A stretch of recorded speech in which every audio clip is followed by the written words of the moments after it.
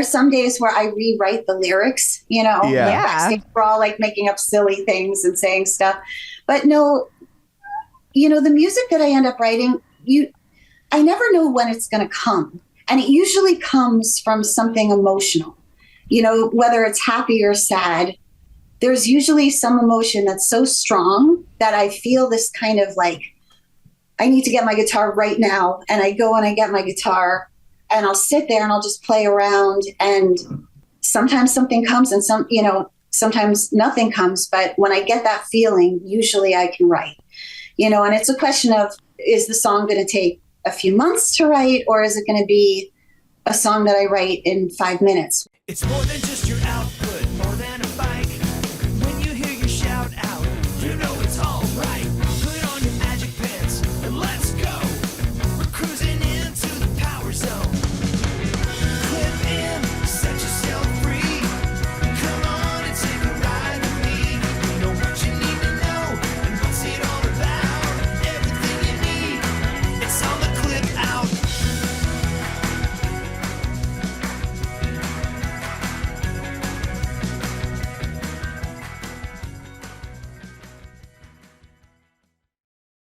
Welcome to the Clip Out Podcast, episode 288. This is Crystal O'Keefe. And this is Tom O'Keefe. Ooh, coming up on 300. That is true. You know what I think we should do for our 300th episode? What? Nothing. Oh. Because it's a lot of work. It is a lot of work. Our 200th episode was fun, but it was a lot to do. It was. Like, people are always like, you should do like a thing where you play your best segments. And I'm like, but then you got to go through them all and find your best segments. Yeah, that's hours and hours of work. Yeah, and then you get to the end and you realize you didn't have any best segments. Like, oh, well, this is a bad idea. Well, I have this idea in my head. Maybe it's for 400 because we don't have time to do it for 300. Okay. What I want to do is put on a contest and be like, okay, tell us why we should come to your city and do a live episode. And then people like will put in, you know, their reasons or whatever, and they do a video or whatever. And then we pick like, I don't know, 7 cities or 10 cities. And we go to those cities and we record those, like record pieces of it and then put them all together. And that becomes the big episode. That's what I want to do. Okay. Well, maybe one day we will do a world tour. So, well, I guess we did just do a world tour, kind of. We kind of did. We went to one town. But does that count as a world tour? No. We went to it's in the world. But we were in Philadelphia because we were invited to the season 13 wrap party for Mystery Science Theater 3000. Yes. And so we got to hang out with the cast and meet Joel and Jonah and Emily and Baron and all the cast that was present. And if you're not a big nerd, you have no idea what that means. None of that made any sense. It's just words. But there are nerds out there who those words did make sense, and they're very excited. It was a lot of fun. Yeah, it was a lot of fun. So, but while we were there in Philadelphia, we flew in on a Friday. We flew out at 6 a.m. on Sunday. So we were there like 36 hours. Yeah, it was like in, out, boom. Yeah. And but we did go to Tinseltown. Yes. And highly recommend. Which was fun. And then we found out what Jean meant. Yeah. I thought it was John. I think it's John. John? Yeah. Okay. For you Philly people, you already know, and you're probably laughing that we can't say it. But does it really surprise you? Because it's us. Yeah, I mean, for sure. So, and then we went to the King of Prussia Mall, which I thought there'd be a lot more pillows and a harem and hookahs. But I was mistaken. Yeah, no. But I now know it's the 3rd biggest mall in America. And boy, did we walk every step of it. We did. But you got to hang out with Gina? Gina was there, yeah. So there's a little bit of history here, and there's some people that were a little sad we didn't get to see them. But the reason we got to see Gina and not other people is, you have to know this. We have been planning this trip for a year and a half. And I say that because it was supposed to happen last spring. Right. And Gina had already said like she knew that this MST3, she didn't understand what that meant. She was like, whatever that is, whatever. But you're going to come to Philly. And if you're coming to Philly, then you should see me. So that was literally the only thing we ever had planned. Right.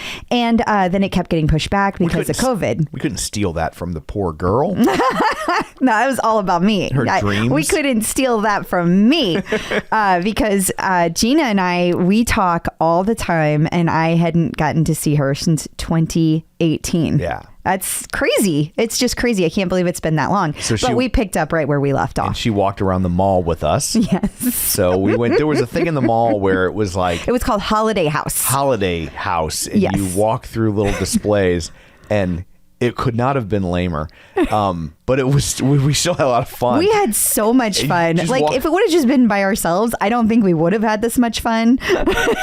Agreed. So this is their Christmas Hawaii thing, Maliki Liki Maka. But there's sombreros there. Yeah. Make sense of that. Right. And then they had a fake snow machine that was that was on full blast. That was, they had set on Ron Jeremy.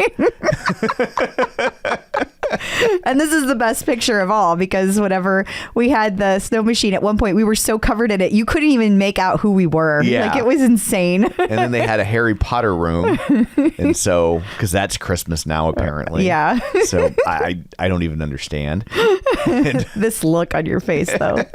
And then Gina had to feed the reindeer. Yes, and there was a room where you could have a snowball fight, and they had a little tiny leg lamp. So but anyway, so we had a great time. It was fun to hang out. Well, yes, definitely. Yeah. So maybe if we come to your town, we can hang out with you. And for those of you we didn't get to see, the next time we are in Philly, we are going to we will make plans. We will tell you ahead of time, and we will do a meetup, because I owe Philly a meetup. Yes. So what, pray tell, do you have in store for people this week? Oh, you want me to do this? Yes. Okay. Well, I know it's been a while, but we got to talk about Daniel McKenna again. Oh, look at that. We got some Peloton action figures. Like, what? Yeah. We're going to talk about the 5 love languages. Just kidding. We changed it. It's motivational languages. The stock price. Okay. And then there's some other things going on with Peloton. The instructors, as usual, they have been up to some things. We are going to talk about that. We have a visit from Angelo, and we're going to talk about striking the balance during the holidays. You don't need to do all the things. You also need to enjoy yourself, and we're going to talk about how to do that. And then we had a visit from Dr. Jen, and we talk about, oh no, I can't find it. What did we talk to her about? Equipment overload. What to do with so much equipment. How do you fit it all in? Yes. So lots to chat about, friends. Okay. Well, before we get to all that, shameless plugs, don't forget we're available on Apple Podcasts, Spotify, iHeart, TuneIn, wherever you find a podcast. We will be there waiting for you. While you're there, be sure and follow us so you don't have to remember to go look for us every week. It's just a little gift we offer to you for the holiday season. And you can also maybe leave us a review. We have a new review. Yay! This is from Baker7689. 7689. Okay. So it says, dishing all the news. There's no lack of Peloton news and gossip to be found. Crystal and Tom filter out the drama, well, as much as possible. And thank you. Bring real experience, news, and insights to each episode. Love the banter between them and their commitment to the company. So thank you very much for that. That is such a kind review. Yeah, we thank appreciate you. that. Yeah. Also, you can find us on Facebook. It's a good way to stay up to date on things throughout the week. Facebook.com/theclipout. While you're there, like the page, join the group. If you hear us say this every week and you haven't done it yet, why haven't you done it? Go do the thing. It doesn't cost a dime. So you can also join our newsletter, which also doesn't cost a dime, at theclipout.com. We'll send you all the links and stuff weekly. Maybe this week, in honor of one of the artist series, we'll send you a picture of Crystal with the artist. Oh, yeah. How fun will that be? If I remember that I said this when I put the newsletter together. Yeah. And our YouTube channel also doesn't cost a dime. YouTube.com/theclipout, where you can watch these episodes. And finally, something that does cost a dime or multiple dimes, which is our Patreon. Patreon.com/theclipout, where you get ad-free episodes and bonus content. And maybe in our bonus episode, we will explain to you how the artist series featured person stole something from me. Yes. Such a great story. Son of a bitch ripped me off. Yeah, he did. So I will tell that story on the bonus episode and not bore you with it here. I will bore you with it for a fee. So you can do that at patreon.com/theclipout. So there's all that. Let's dig in, shall we? We shall. Peloton in the news. So I guess it was last Friday that this story broke. So a lot of people probably are familiar with this story by now. But since we are kind of the historians of Peloton, we got to get everything into the official record. Yes. So we will hash this out briefly. Daniel McKenna drops his Peloton lawsuit, which if you love Daniel McKenna, you think everything about that sentence was wrong. But it's not. So well, and you also seem to think that he got millions of dollars, and maybe he did, but we don't actually know the answer to that. Feels unlikely. It does. It does. Yeah. I feel like if that was the case, this announcement would be coming from him, not Peloton. The whole thing is a little weird because typically whenever people settle, you see some kind of statement that says they've settled. Neither side accepts any responsibility or wrongdoing. And you know, we'll wash our hands of it. Everybody's good. That's not what happened here. What happened here was that they said he dismissed it and with prejudice, which means it cannot be taken back to court. Right. And those are the facts. Those are literally the only facts that we have. There's one other fact. No attorney's fees were awarded. No, that is another fact. To me, that seems a hint as to the outcome or who benefits more in this outcome. The fact that the court didn't award attorney's fees means, in my opinion, not a lawyer, in case you didn't know, but means that they kind of like if you are the wronged party, you tend to get your attorney's fees paid, or at least part of it. And the fact that they didn't do that makes me think that there was, I think there was some sort of settlement. I don't think there's a version of events where he just dropped it for free. So I'm sure he got some sort of payment, but I don't think it doesn't indicate it's the millions that some people are acting like it was a slam dunk that occurred. And the reason I'm chuckling about that is just because everybody became lawyers the other day. For sure. When this got posted, like they do every time. But we're kind of doing it. Oh, yeah, for sure. But I will say ours is based off of actually talking to real lawyers and not people that pretend to be lawyers. And the real lawyers all indicate that this language does indicate that a settlement was reached, regardless of how weird it was worded. Right. All of the attorneys do agree a settlement was reached. That is where the agreement ends. Some people think that it means that, you know, Daniel was in the right and therefore Peloton had no choice but to settle. Clearly he didn't make these things up. And then you have a whole nother contingent that says, well, that means absolutely nothing. He got some money. That's really all he was ever after. And that's the end. So I don't know. We're never going to know. Yeah. Like that's what we know is that there was a dismissal of this lawsuit. It's not coming back. That's it. We're done. And Daniel fired back up the social media machine. He did. And he had been back on social media. Had he? Okay. Yeah. But the thing that I thought was most interesting is that hours after this came out, he was online selling his photography. And so for those of you who are saying, oh, he's going to be back into, you know, fitness, I disagree. I think that the non-compete stayed in place just because, and I'm basing that off of precedent. Every single instructor that has left, whether it has been on a happy note or a not happy note, has had to follow that non-compete. And I don't believe he got out of it. I think that he will be dealing with it too. And I think that if he were going to be going back into fitness anytime soon, he would not be focused on his photography. I would also think if he had been awarded millions of dollars, he wouldn't need to be selling photography. Perhaps. I mean, he might want to, but he wouldn't need to. Right. But we don't know whether this is a want or a need. For sure. It's just that for it to happen in quick succession like that. So anyway, enough about Daniel. Yeah. I mean, no, this is literally no respect to him or to Peloton, but I am so tired. No disrespect. Thank you. Thank you for clarifying. No disrespect to Daniel, no disrespect to Peloton, but I am tired of talking about this issue. I concur. And I feel like we're done now. Like I agree. Like I don't think that there's more Daniel news coming in the foreseeable future. I don't. Yeah. I mean, unless it's just his personal life that happens to come up. Other than that, I don't see anything popping up. Nothing related to Peloton. Correct. So, so moving along, Peloton action figures. Yeah. Or if you're girl, dolls.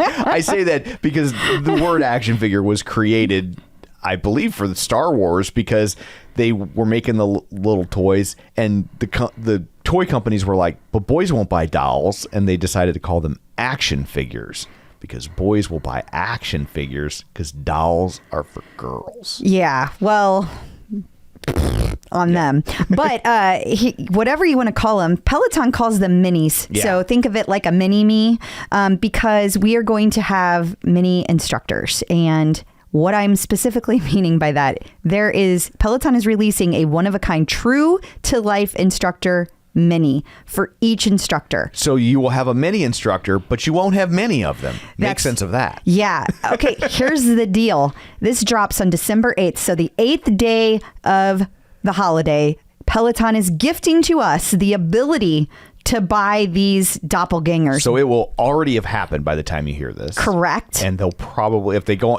on sale that day? They go on sale that day. So they'll be gone by the time you're hearing this. They will be gone because get this, there are only 92 of each instructor. It is a limited edition.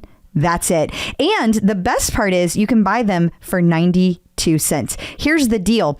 Peloton has tracked that every year, 92% of people that start off their year with Peloton end their year with Peloton. And so Which is a great statistic for people that like to say, oh, it's going to be a clothes hanger. 92% of people are sticking with it. Yeah, that's a lot. I cannot imagine how quickly these are going to go. I mean, I predict literally 10 seconds these are going to be gone. I'm glad that no one's going to hear this until it's already done. Yeah. Because there will be people that will be irate. So there's 52 instructors? I thought last count, it was 55, but then because we had a couple people added in there somewhere. So minus the rowing instructors were added.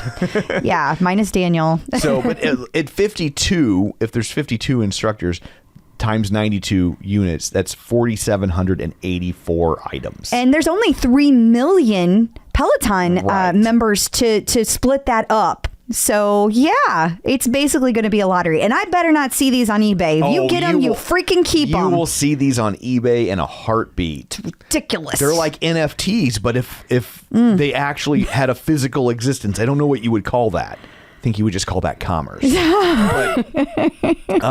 yeah, these are going to be on eBay so fast. And then people will be trying to... Oh my God. These are going to sell for thousands. Collect the whole set. And then it'll also be interesting.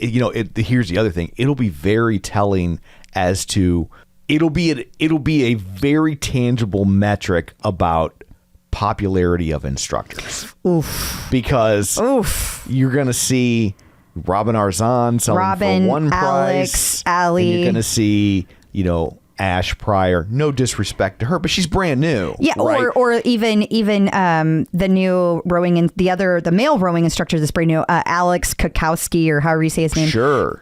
He's going to be at the bottom. The German instructors are going to be harder. They're going to be easier to get than So it's like you will kind of see that metric in the pricing. That's not going to make the instructors feel real good. Yeah, you used to see that in the toy collectible markets. There'd be. But a lot of times it was weird characters because if you're shipping like Star Wars figures and they're shipping 24 to a case, you'd get like 3 Han Solos, 3 Princess Leia's, 3 R2D2s, and then like 1 Hammerhead. And then the Hammerhead would become worth a lot of money because there's only 1 per case. Yeah. So anyway, there's nerd stuff for you. Yeah. Because that's what I do. So I know. Enjoy hunting for toys. I just think this one's going to get ugly. It's a fascinating way to go about things. I mean, I love it. I love it's it. very different. And I want all of them, just to be clear. You won't get them. I know. I promise. This has got to be done in shifts. Like I've already got my plan, and I can say it because these will already be gone by the time people even hear this. Yeah. My plan is to go in and buy the instructors most important to me, and then go back in and buy all the rest. Gotcha. That's my. Okay. Anything else I can get, that's what I'm getting. Gotcha. So. Okay. All right. Oh, and I just want to say the shipping was extra. Shipping and taxes will be charged. Yeah. You're getting it for 92 cents. You think they're picking up shipping too? Right. But they're many. How much could the shipping cost? MSRP is $180. What happens when you can just call MSRP anything? Well, I mean, you're the manufacturer, so that's what I'm saying. It's interesting that it has an MSRP. I wonder why that is. Well, they said that they're because they're going to end up on eBay. But still, that has no bearing. I don't know. They made these in conjunction, like it was a partnership, and I can't remember the name of the company they were working with, but it was like a partnership with them. Gotcha. And so I think that's why. But anyway, that's something fun and different. Definitely. Speaking of fun and different, Peloton also unveiled this week the 5 motivational languages. Yeah. So, we had the 5 love languages, and Dr. Lakshmi and Peloton teamed up to create the motivational languages. Okay. And this is so cool. We've got having fun, achieving goals, building community, positive affirmations, and tough love. And then each instructor has their own holiday card, and it falls within one of these categories. And my favorite, of course, is Matty Majacomo, Own Your Magic. I love him. I love what he stands for. And it was just perfect that happened to be the first card that I came across, because that's the one I wanted to use. Hopefully it works out the same for you with the minis. Yes, I hope. Yeah. So how do you get the cards? I didn't really... There was a link. Okay. There was a link, and you can find it in our newsletter. Right. And you can also find it on my Instagram in the bio. You can find it there. You can find it in the article that we wrote. It's at theclipout.com. Like, we have it everywhere. Gotcha. But you can go there and you can get all of the cards. You can download all of them, and you can send them to all of your friends. So unlike the Peloton Minis, you can get all of these. It actually, yes, exactly. That's very true. And now that I'm looking at this holiday card, it actually says the link really, really tiny down there. bit.ly/Peloton holiday. I couldn't. You want to borrow my glasses? It happens. You're not getting any younger. You didn't even see it was there, so maybe you just need to settle down. I just don't pay attention. That's not about vision. Okay. That's about not paying attention. Those are two totally different situations. But you were staring straight at it and couldn't read it. Well, it's a weird font. Sure. I started off blaming the font. Yeah, I know you did. So I got another 4 years or so before I have to worry about those stupid glasses. So there. Okay. So the Peloton stock price has been slowly trending upwards. Now, it's not $170. No, and I can't stand this title. I know it's not John Foley gets his house in the Hamptons back. No. But and I think maybe that's for the best. Like, I mean, obviously I'd love for it to be $170 again, and not just because we own it. But like, maybe a slow, steady climb is a little bit better than just like a rocket ship. Like, that's, but yeah, the headline of this article is Peloton stock price is surging. Is this a dead cat bounce? And first off, I got to say, nobody loves a dead cat more than I do, but not a cat fan. Sorry. I know. But yeah, that's a weird thing. But do you know what that means? No, I can't stop making faces at it though. In stock parlance, that comes from the saying that when a stock price is dropping, they're like, even a dead cat will bounce if you drop it from a high enough height. And so they're saying that, like, sometimes a stock will plummet and then it'll go back up and people think, oh, it's correcting, and they'll jump on board. And then it's like, no. And then it craps out again. So they're asking if it's that. I don't think it is. I don't think so either. Don't take stock advice from me. No, don't ever take stock advice from us. Yeah. But here's what I will say about it.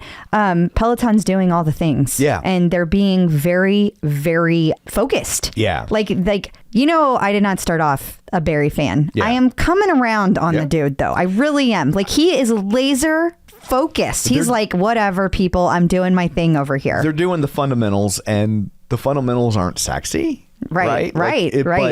But over time, it will win out, I think. And they're getting these lawsuits out of there. They're just boom, boom, boom. That needed to happen. For sure. And they're because they're staying so laser focused, they're also shutting up all the negativity. Yeah. And there's still a lot of it out there by the supposed fans of the company, by the way, but there's still a lot of that, but there isn't as much coming in from the news articles as there was, and I think that's a huge part of it too. And I think the problem they're going to have with the getting the stock price back up to a more acceptable number is that the investor class is kind of scared off of it now. So I think it's going to take a while before they believe. I agree. It's going to have to be a few quarters of consistent doing, but I think they're that laser focused. I think they can pull it off. Yeah, sure. I think we're in it. I think it's happening. For people watching on the YouTube channel, we just received pictures of the Minis, so this might not be really breaking news by the time you hear this, but it is for us, so we thought we'd share it. Yeah. So we got a couple pictures of them. So this is the Alex Toussaint Mini. Look at that. You don't seem to like them so much. They're just a little squishy. I think but they very much look like them. They do. I thought, to be honest, it was going to be more stylized, like especially when they called them minis, because they still haven't told us like how big they actually are. That's true. Like obviously they're minis compared to Alex Toussaint in real life.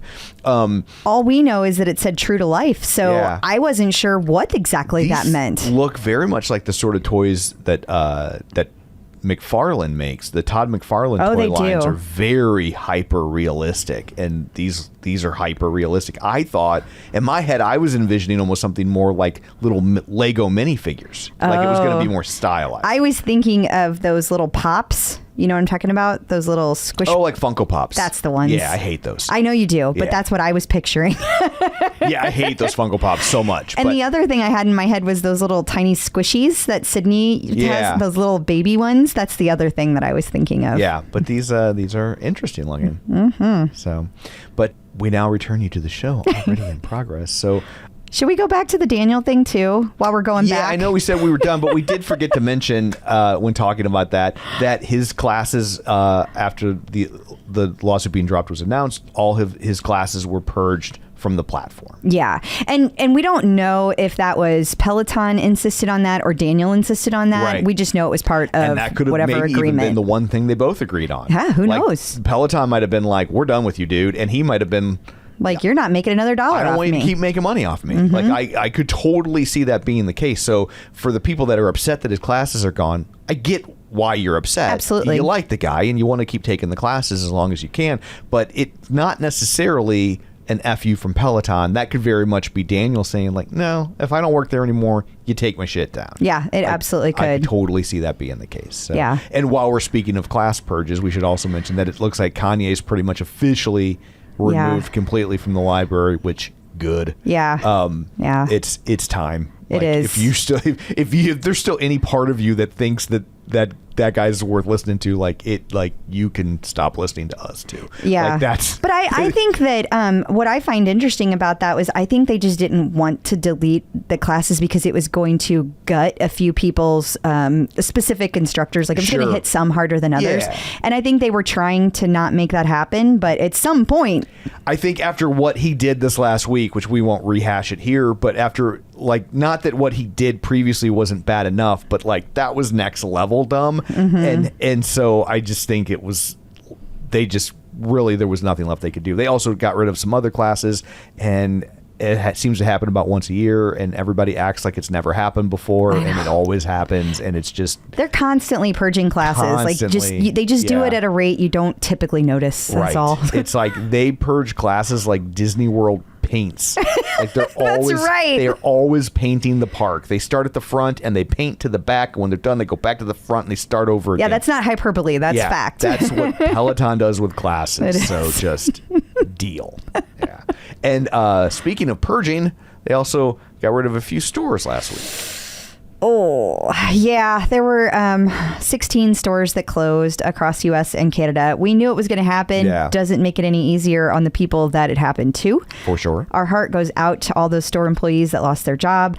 I will say that they announced the store closing, and those stores aren't necessarily closed. Like they're going to happen over the next 60 days. So it was announced last week, but it may not be done yet. Right. My understanding also is there's probably more coming. It's the like first wave 1, because I'm sure a lot of cases they're in these malls they have leases, and so if you can't just do it all at the same time. You're still going to pay the lease, so you might as well leave it up and running. Yeah, but again, our heart goes out to the folks that are affected by this. And also, for those stores remaining, please remember that if you're planning to order something, call the store. Yeah. You don't have to be in the same city as a store. You can call any store and order it, and they will have it shipped to you. So please support your stores. And coming up next, Dr. Jen is going to talk to you about equipment overload. You've got so much Peloton equipment now. How do you decide what to use when? She's going to help you figure out the best way to tackle that after this. Getting the Psychological Edge with Dr. Jen. Joining us today via the magic of ZoomTube, it's Dr. Jen Mann, licensed marriage, family, and child therapist and sports psychology consultant. You may know her from VH1's Couples Therapy with Dr. Jen or VH1's Family Therapy with Dr. Jen, or her long-running radio show, The Dr. Jen Show. She's written 4 best-selling books, including The Relationship Fix, Dr. Jen's 6-Step Guide to Improving Communication, Connection, and Intimacy. It's Dr. Jen. Hello. Hello. Hi. Hi. So good to have you here. And our first question comes from one of our listeners, Andrea Van Pelt. She emailed me this one like before I even asked for questions. And I feel like you will know exactly what to say to bring her peace in her heart. She runs and she bikes. Okay. She loves the challenge badges, and she's considering bringing the rower home, but it's considering is used loosely because it's happening. She loves a demo. So she makes it sound like a puppy. I'm considering bringing the rower home. I mean, it's part of the family time. I understand.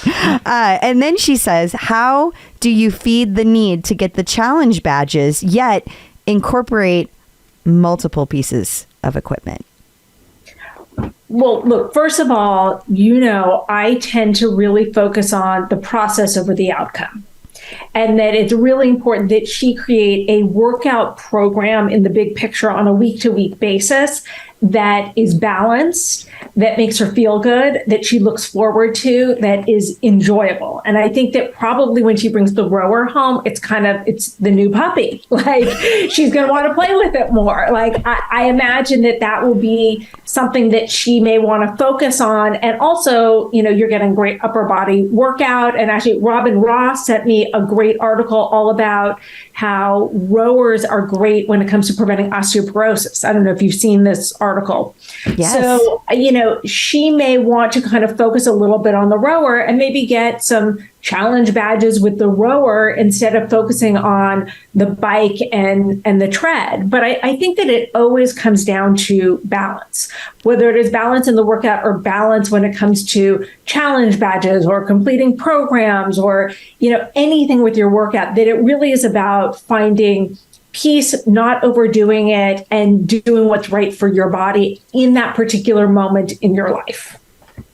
Yeah, that makes sense. It's kind of like she can put the rower first, and then she can build the rest of her workouts around that. Exactly. I mean, like my vision, and, we were just talking about the rower before we came on the air, but, I imagine using it once or twice a week to kind of balance out the other workouts, depending on kind of how much I connect with it once I get it. And I really like using it as a warm up to my run. Like instead of just running easy, I like to do the row for like 20 minutes, then hop on and do whatever run I had planned instead. And I still do like a 5-minute, warm up, just like the warm up that they always do at the beginning of the class, because that helps with, you still have your drills and things like that. But I feel like it's really a great way to warm up, get your heart rate up, but not like too much. Do you know what I mean? A great idea. I hadn't even thought of that, kind of combining it with other cardio. Ooh, I can see that rower getting to your house even sooner. Exactly. It's inspiring me, that Crystal. I try. So are row classes kind of designed to be not as frequent. It seems like a lot of people talk. It seems like when people talk about the rower in general, they don't seem to think of it in the same terms of like they do the bike in frequency. Well, I think one thing is that it uses all of your muscle, like 86% of your muscle groups, and according to the classes that I've taken, the instructors say it uses 60% legs, 40% upper body, and the core is included in the upper body. So I think that people are like, well, I don't want to overdo it with the rower and not be able to do, whether their big sport is biking or running, they don't want to overdo it with the legs. I have found I can't really overdo it with the legs. It's like so low impact that it doesn't wear me out like running. Like I don't know how to explain it. It's exhausting doing a 45-minute row, but like in a completely different way than running for 45 minutes. And I could keep going for hours, but it's not as engaging as running. So, but look, any exercise you can do sitting down, I'm all for. I love exercising sitting down. Like Olivia has a 5-minute abs class, a core class, where she's wearing a red sports bra and red pants. I've probably done it 100 times. It's all on your back. Like if I can lay down and exercise, I am at my happiest. I get that. You're getting a lot out of it and you're still moving. So exactly.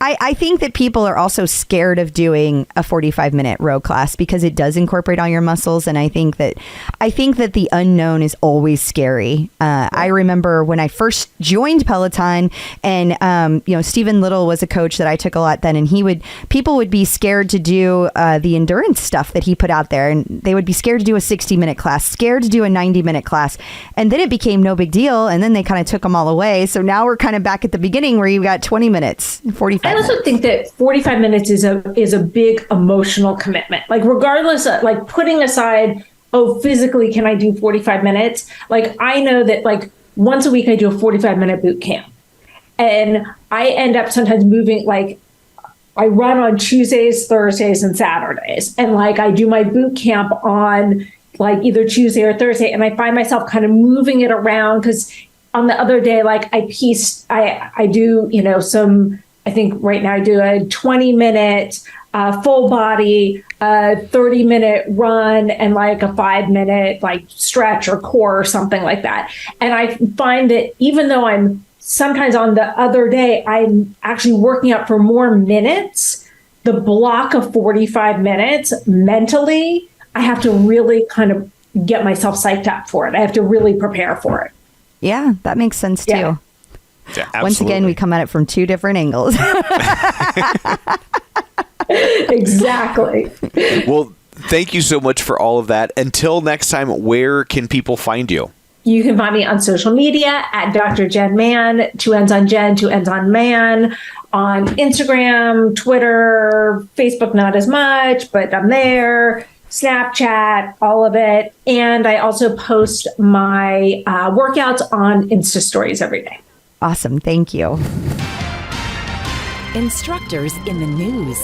Robin Arzon has announced her 3 for 31 challenge, which was her big announcement that we talked about last week. That was going to be on CBS this morning? Yes, CBS this morning. Yeah. So that is what it was. Yeah. I don't understand why that was newsworthy this year, but it sure was. I just think it's, I guess, the size that Peloton's gotten to that. Good for them and good for her. Absolutely. I think that, a couple years back, it hadn't reached kind of a saturation point where if an instructor did this, or how many people have Pelotons, well, now they're so commonplace that you can do stuff like this. Well, the other thing is that we talked about how it was going to affect her Web3 thing.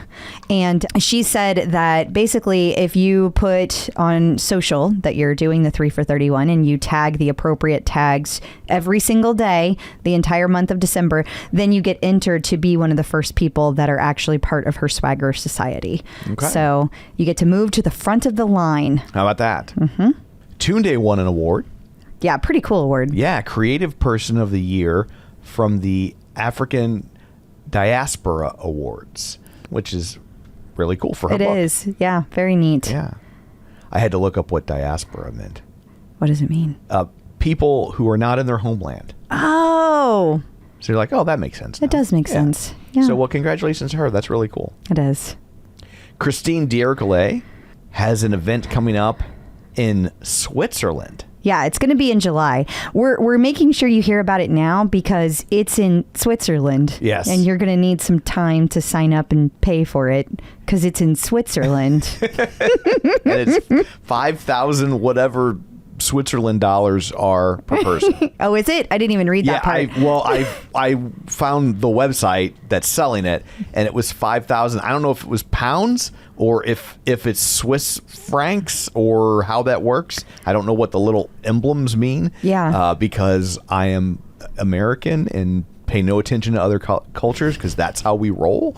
Oh my God. I own it, I guess. Like I'm ignorant of what other countries Does that do. include things like your flight, or is that just for the privilege of being there? I think just for the privilege of being there, but I couldn't tell if like you also get a room because it's at a resort, right? So I don't know if that's baked into it all, or I think it is baked into it. I just wasn't sure about travel because you're there for 5 days. You participate in word shops, all of the in four of those days. Yeah. And then there's like events that you guys do together. The whole group does together. So yeah, it's July 10th through 15th in Switzerland. Yeah. Like I would love to go just to watch it happen. You know what I mean? Yeah, I wouldn't. But it's not your thing. I get it. It's not my jam. Also, like if I went to Switzerland for 5 days, I wouldn't want to be in a hotel doing workshops. I'd want to go look at Switzerland. They do that too, though. Do they? Okay. Because wherever they went this last year, and I know I should know it because they just did it. Right. And, I think it was in Newark, wasn't it? Like it's... No. They went to scenic Newark, and this time they're slumming it in Switzerland. No, it wasn't Newark. It was It was another cool place. Des Moines. But it was in another country, Tom. Oh. But anyway. Des Moines, France. Yes, that was it. Yes. Just so you'll stop interrupting me. But in all seriousness, one of the people that got to go to it had told me that like they did stuff the whole time. Like you could, and they had it broken up so that you could join the group to do the things if you wanted to or not. Like okay. like they would have a big dinner and you could go, or you could go do your own thing. Like it wasn't like you have to be. You were, but it was there for you if you went. Okay, because I was just like all I could think about is like when we went to Podcast Movement or I go to Polestar or IEBA, and we never leave, and I don't leave the hotel, right? No, this is like workshops don't last hours. They're like an hour. So 4 of those over 5 days is not. I thought there would be more things in association with that. So you're still getting to see Switzerland. Oh.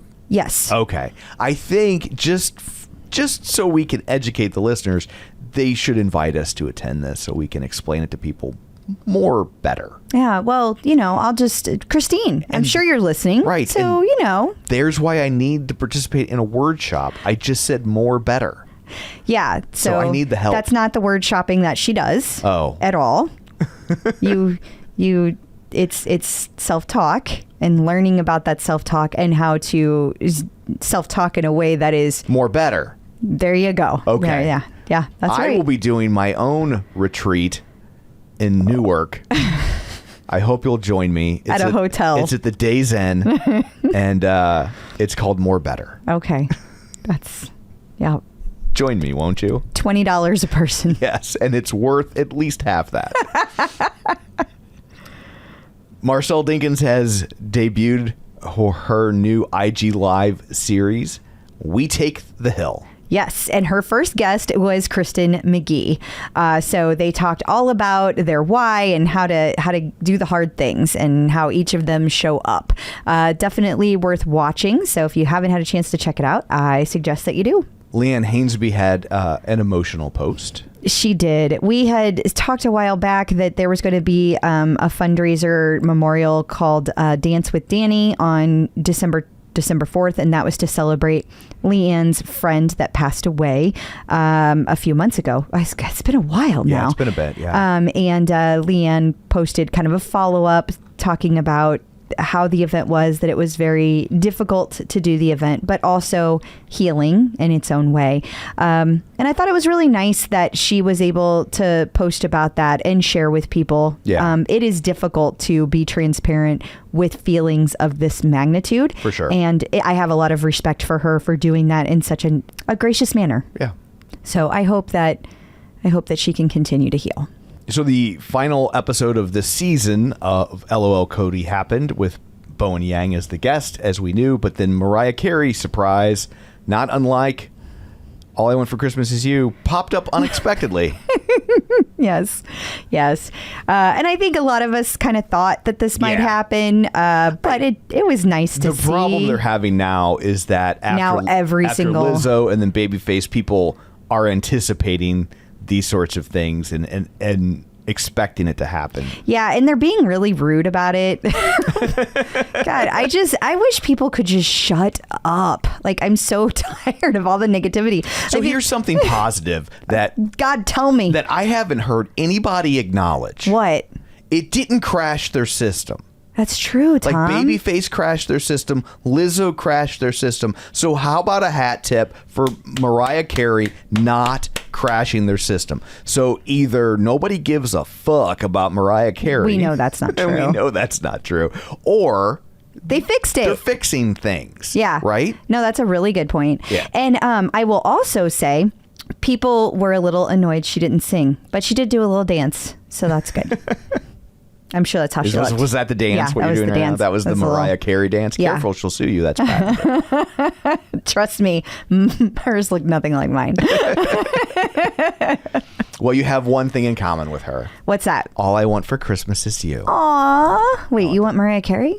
No, but that's her song. Oh, okay. And then Okay, I was just checking.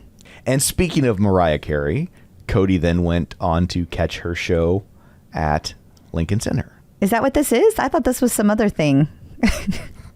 Well, there's Moe Shandons everywhere, so I just she was playing. But she's singing. Is that her? I'm assuming that's her. If you turn up the audio, she's singing "All I Want for Christmas Is You." Yeah, that's what I get for never ever turning the volume up on Instagram. She's doing the hand thing with the microphone. Yeah, like with that makes her voice go up when she raises her hand. I didn't know that was a thing either. Yeah, like I didn't know she did that. A lot of them do that. Oh, I feel like she was the first I really noticed. The other thing is the fingers on the mic when they would go high, like their fingers would go up as they would hit the high notes. Yeah, and all I could think of was you look like Groucho Marx with a cigar. That's so funny because the other night when we were watching Harry Connick Jr., did you notice the faces that all of the band members were making? Yeah. There were some faces. There were some faces. I felt like I saw some very private moments with these gentlemen. I think that clarinet owes you dinner, sir. I know, right? Yeah. That's not a spit valve. That's a swallow valve.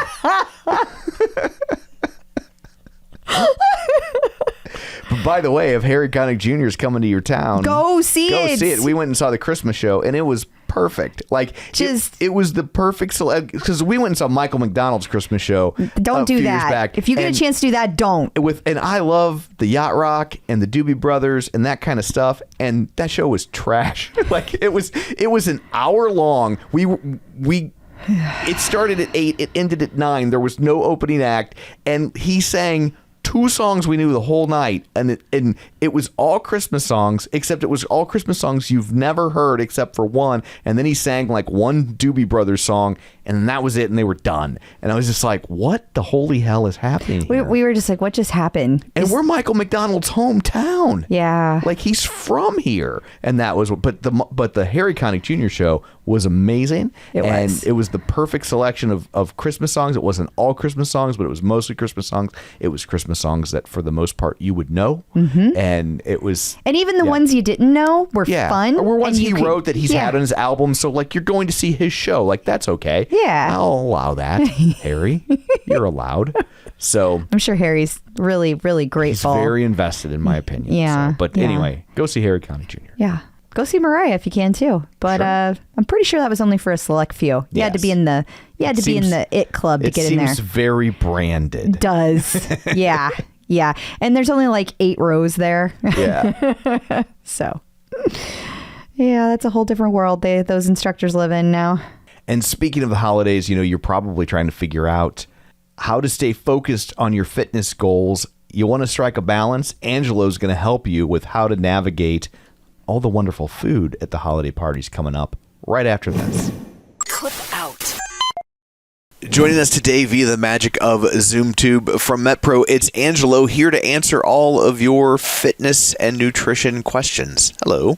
Hi. Hey, guys. Thanks for having me back. Well, we always appreciate that you're here, so thank you for being here. We have a question from Stacy Robb. She wants to know, how can she allow herself to indulge a bit for the activities of the season while sticking to a healthy nutritional plan and not go overboard in either direction?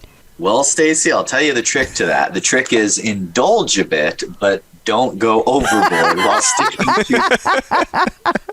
All right. Why didn't we think of that? That wraps it right up. Thanks so much. That'll wrap it up. I'm out. So, Stacy, that is, no, joking aside, that is a great question. And this is, 101 when I'm coaching with my clients. Every time we take on a new client, there's a series of kind of like high priority topics that we try and cover with our clients. We can't just say, okay, I'm your coach, hop online or hop on Zoom or hop on the phone. And we're going to have a 6-hour workshop. Well, you can't download stuff that fast. So we do it gradually. But here are kind of highlights from, the best of most important things you need to know when we start day one. And that is, one meal doesn't ruin it. I've watched thousands of people go off track for one meal, and it is amazing how one meal doesn't ruin it. It is also amazing how the failure to transition back to your routine the next meal or the next day will decimate results. Now, when I say transition back, that doesn't mean, okay, you have to measure out every bite. If I can get you to do that, great. But even if it's principled, what happens is there's this kind of limbo state where, well, I'm off track and I know this isn't going to be the greatest weekend and I already blew it Friday night. So we just say, we're just going to bust on through and we're just going to throw caution to the wind Saturday and Sunday. And then Monday comes around. It's like, well, I've got all these leftovers. Got to finish them off now. Might as well. That's what kills you. And there's also physiological reasons for that. So the way your body retains glycogen and stores glucose for future fuel, okay, inside your muscles and inside your liver. If you've been watching what you're eating, likely you're running in a state of minor glycogen depletion, not major, but at least minor glycogen depletion. And the body has the ability to hold extra glucose at the muscle site for a short period of time. So when you have a high carb meal or a high calorie meal, your body will absorb that as a usable fuel. But essentially, think of it in this simplistic terms. Your reserves are now full. Your cup runneth over. So if you add then on top of that, there's no more room in your muscles to hold extra sugar, so your body's going to store it in the form of fat. And that's not what you want. So you have a bad meal, no big deal. Just get back on track. As long as you come back, center on your good routine, no permanent harm is going to be done. It's the getting back in routine quickly that the coaches at MetPro are always going to be a stickler for, because that's what gets results long term. All right. So I guess here's the real question. One meal is going to screw you up. It's like 10 meals. Okay. 10 meals. Now you got it. What about 8 meals? Trying to find the tipping point. So you see, Tom always works the angle. He wants to know, how much trouble can I get in? What will kill me? And then let's just back it off a little. Yeah.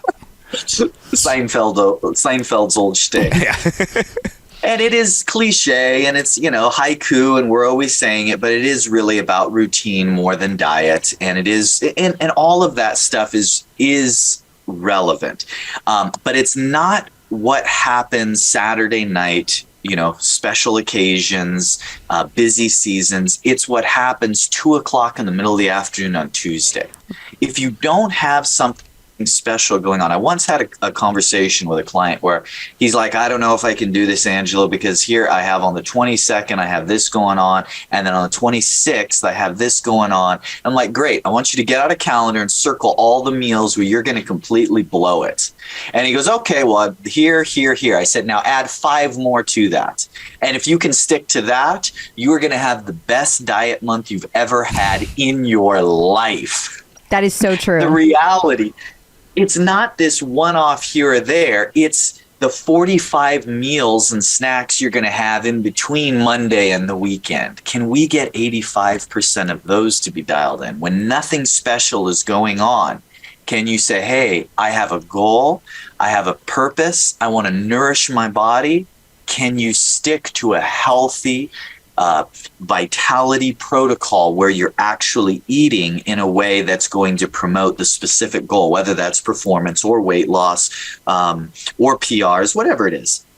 Can you eat in a way that is going to propel your goal forward the majority of the time, the majority of your meals? If your answer to that is yes, you can absolutely make progress. It doesn't matter the time of year. Okay. For sure. I mean, I know Crystal and I have talked about this a lot, that you give yourself permission because you're like, well, what difference does it make now? And the answer is a lot. It makes a lot of difference.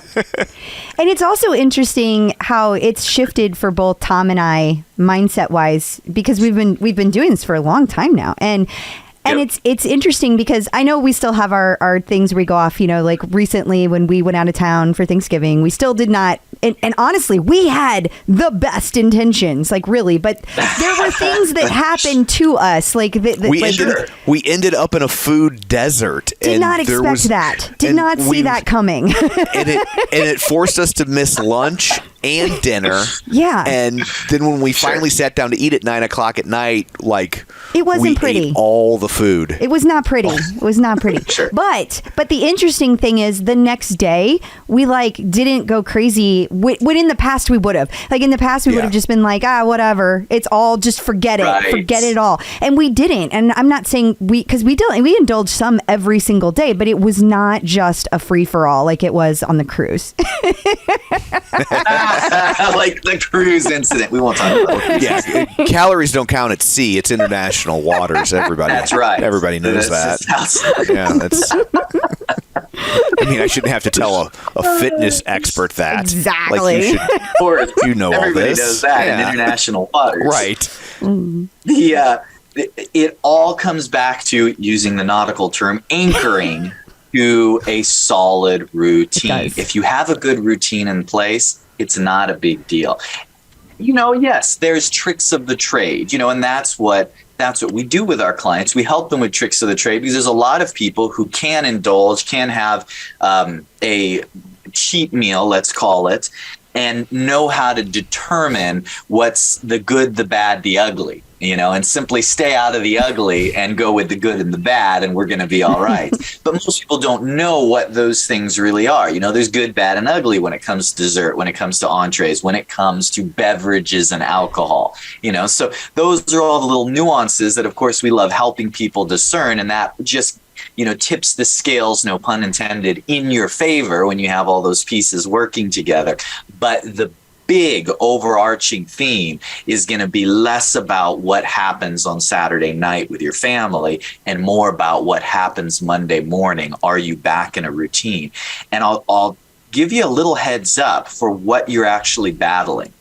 You're going to be battling a stomach ache Monday morning, where you feel like, I never need to eat another bite for the rest of my life. So you're going to go half of Monday without eating anything. And then you're going to be like, wow, it's amazing. At 4:30 in the afternoon on Monday, after eating nothing all day, I really want to eat the same thing that I ate last night. And so it can really quick perpetuate itself. So just be on the lookout for that. Ease yourself back into your routine. Small meals. Don't let it turn into this not eating until you're starving fest. One more related kind of question to this is, sometimes people will say things like, if you're on a diet, I don't consider MetPro a diet, but some people think that as we have these conversations, that the goal is that we're trying to say everyone needs to eat a certain way or do a certain thing, or it's all about kind of making yourself feel miserable all the time. And but when we talk about these things, like having these one-offs, it's not like the rest of the time you're miserable. And I think that that's important to note, especially when we're in busy times, or we're in times where we're spending a lot of times with our family and friends, and there's all these treats around, that like it's not about denying yourself. It's about how do you want to feel and what your goals are. And for some people, that comes really easily, just eating good foods. But if you're somebody like Tom and I, that does not come easily. And so we have to work at it, and we have to do that routine that you're talking about. You hit the nail exactly on the head, Crystal. And let's turn this into a whole tirade now. So, all right. So it's about purposeful eating. It's about purpose to your approach. There is no right or wrong. And so I'll go on a mini rant, because we get, the industry swings. It used to be all carbs are bad. And then we were weird for saying, no, wait a second, all carbs aren't necessarily bad. And then it was, you only eat between these hours. And like, well, actually, we have found that with all types of different eating schedules and styles, when strategic, you can have good results. And then we were weird for saying that. And now it's, oh, no, never deny yourself anything. It's all about having a healthy relationship with food. And that, of course, is true as well. Purposeful, because everybody asks me, well, what's the right strategy? And the answer is always, it depends. So for years, for a decade, here was the business I'm in. People would come to me because they needed to edge out their competitor on stage at a physique contest, where if they didn't eat perfect on a meal plan strategy that was going to be the winning strategy for them to bring their best at 6:30 p.m. on a specific date, where they're going to be under the lights and tanned up in the oil and flexing, and they were a little bit glycogen depleted, then they're going to end up having the silver medal instead of the gold. And that is what MetPro was designed for. And so when somebody comes to me and asks me, help me get in shape, I'm going to ask, are you a competitor who is already weighing, managing, calculating every macronutrient, every meal that you're eating, preparing in advance, carrying the foods with you, and you're looking to actually place at your next competition? Here is the strategy for that. If somebody comes to us that is part of the majority of society that says, you know what, I'm just tired of feeling exhausted all the time. I want to look and feel my best while living my best life. And I know that I need to instill some healthy habits. I need to find a food strategy that works for me. I need to find something that's not punishing, that'll still get me feeling better. Guess what? You're going to be able to do that, and your program is going to look nothing like those 9-to-5 bodybuilders. It's just, that's what everyone has in their mind. They think that they're going to get put on a regimen that's going to feel like a highly advanced pro athlete or bodybuilder or figure competitor, when in reality, it's going to be, how do we take the 80-20 rule, the best of what they're doing, and apply it principally across your day-to-day life? And I will be the first person to tell you, none of this is worth it if you don't enjoy food. Yes. You have to go out and have yourself a good indulgence. Otherwise, why bother to have what and never enjoy food? Yes. That's not what it's about. Well, thank you. Get yourself solid routine, and then you're going to be able to have the indulgences you want, and you're going to be able to enjoy them guilt-free, because it's not going to amount to a hill of beans. It's not going to hurt you. It's not going to set you back. You're still going to be able to make great progress and have that balance in your life. Thank you. Awesome. Yeah. I Well, feel like if people rant over, I promise. if people would like nutritional information like this tailored to their lifestyle, where can they find you? They can go to metpro.co/CTO. TCO. No. TCO. See, this is why I need you guys. metpro.co/TCO. So now Clip the Out is going to get all the credit for. Clip the Out's going to get all the. It wouldn't be one of our normal episodes if we didn't have That's that. true. No, That's true. Not at all. Love it. Thank you. Thank guys. you. Peloton Celebrity Sightings. So she's not a celebrity to us, but for our UK listeners, I'm sure she is, because they wrote an article about her in The Sun, so she's got to be something. But Susanna Reid, who hosts Good Morning Britain, was talking about her fitness journey and how much she digs her Peloton. Yeah. And I love seeing the different phrases that UK uses in their articles versus the US articles. Like in America, the headline would read, Susanna Reid reveals that she's doing Peloton and after gaining some weight. And what the Sun says is that she reveals doing Peloton and cutting out snacks after putting on a stone. Yes. And I was like, it just sounds like she picked up a boulder and she's carrying it. Yeah. She wants to increase her resistance. The knob's not enough. She's doing it with a rock strapped to her back. Like Sisyphus. I know he pushed it. At me. I know that. So, I looked that up. That translates into roughly 14 pounds. Okay. So if you're curious. Thank you. So she also talked about how there was also something else they said in here, which I thought was interesting. And it says, it's a word we use, but in a slightly different conjugation. It says, Susanna, who has been candid about being teetotal. Like non-alcohol. Right. But like we say, they're a teetotaler. Yeah. I've never heard it used being like teetotal. Being teetotal. I haven't either. Yeah. I just thought that was interesting. And then it also referred to her having hangxiety. Yeah. I've never heard that. I haven't either. So apparently, I don't think that's a British thing, but it's just a phrase we haven't heard. But it's some people, when they have a hangover, they also have anxiety. Oh, they get anxiety. So, while we're on phrasing, can we talk about this goblin mode thing that everybody's talking about this week? Is this going back to the guy in the clarinet? No, actually. That would be gobbling mode. Did you hear that this week that the new word that got added to the Oxford Dictionary this year was like goblin mode? I did see that, but it was so dumb I didn't read the headline. And also, it irritates me when you add phrases to the dictionary and say it's a word. Like, that's a phrase, not a word. I agree. Do we know what goblin mode is? No. Okay. Well, never mind. Okay. I thought you were going to tell me. I thought you would know. I was riveted, I thought you were going to share Google it. What goblin mode was. But in my head, it's dirty.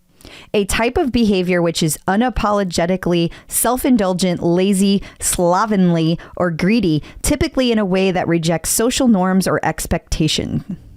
Well, first off, I feel like this is hurtful to goblins. Apologies to goblins. I don't know that I can co-sign this. Well, where did that come from? I don't know. Kids today. And their goblin hatred. It's probably from kids watching too much damn Harry Potter 18 years ago. It just made it to the dictionary. Yeah. Well, there is a lag time, right? Right. So maybe, perhaps, I don't know. Yeah. So we'll ask the teenagers later. Yes. Speaking of, while we're talking about celebrities, but not teenagers, because I know teenagers are going to know who this is. But Donna Mills was talking to AARP. Because, of course. But in fairness, I have Donna Mills up on the screen right now. Yeah. And I know that, like, this is a pro shot, so she's got all the makeup and all the things going for her. She looks amazing. But even taking that into account, 81 years old. My hat's off to Donna Mills. Jeez Louise. She looks better at 81 than I look now, and it's annoying. 81 years old. She's just gorgeous. So, but apparently she's a big fan of her Peloton. Yeah. I think we've talked about this before. She's posted on Instagram about it, perhaps. I didn't remember that. Yeah, but yeah, she is talking to ARP about aging and how to stay looking like that. So apparently, if you're in your 40s and you've got a Peloton, you're well on your way to looking like Donna Mills when you're 81. Oh, good. So, good. I am all set. And for people who are wondering, she started on Knots Landing, which I would probably have to explain what Knots Landing is to people. That don't know. I don't know. Like, if you don't know, if you don't know who Donna Mills is, I don't know that you know what Knots Landing is, which was a nighttime soap opera from the 80s. It was a spinoff of Dallas, which I don't know if that helps you with anything. So I would think. She was Clint Eastwood's girlfriend in Play Misty for Me. I think it was the last time he had an age-appropriate on-screen girlfriend. Yeah, that sounds about right. Peloton artist collaborations. The latest artist series features Kane Brown. Well, hello, Kane. Nice to see you again. So, I guess I think this is great because I know a lot of people don't feel like there's enough country music on the Peloton platform. Yeah. So here you go. Now, I know he's definitely crossed over with top 40 stuff as well. For sure. But his roots are country music. Yep. And I would call him solidly in the new country. Yes. Yes, he is. There is nothing classic country about his music. No. I enjoy it, though. Absolutely.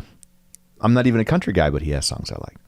I liked all the money I made off of him when we did a Kane Brown show at my arena. I enjoyed watching front row. So thank you, Kane Brown.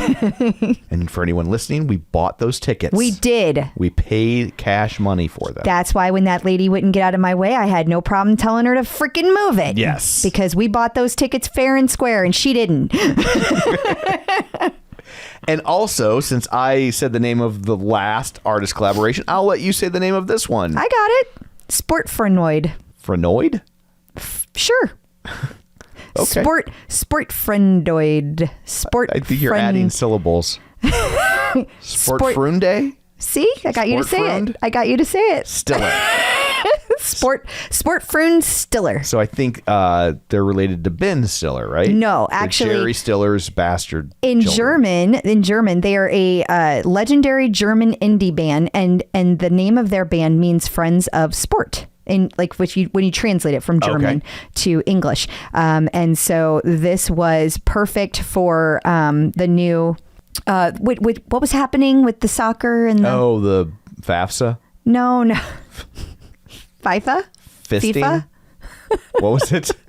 Was it FIFA? FIFA? Yeah. FIFA? I don't know. FIFO FIFA? FIFA. Look, man, if we there were soccer balls. Look, here's the deal. If we didn't know who a baseball player was, think there's a hope in hell of us knowing soccer? Yeah. No. We don't. No. We don't. We know that America participated and won a game. Ooh. We do know that. That's breaking news. Yeah. We got all the scoop here about the soccer. That's why you tune in. Yes. So we can tell you about sportsy stuff. Yes. So we have no idea who these people are, and that's okay. But let me tell you something. Because it's not for us, it's for Germans. But I need to say something. These guys talked to me on Instagram. How about that? I posted their thing and they were like, hi. How cool is that? Oh, that's cool. Like none of the Americans people Did they do say that. Hi in German? No, they sent me a little hi emoji. Okay. It was a little hand waving at me. I don't know how you say hi in German. My first thought was Heil, and I'm like, I don't think they do that anymore. I don't think so. But no, it was a German artist series. So for all of you out there, they're like, I've never heard of it. Right. You don't live in Germany. Yeah. There's multiple countries now. And that's okay. There's been multiple countries for a while now. Well, yeah, but in the Peloton world. Yeah. But Mela, Tobias, and Marcel Mauer all did classes for this artist series. I thought that was really cool. Absolutely. In case you missed it. We have a new adaptive class from Logan Aldridge. Not just a class, honey.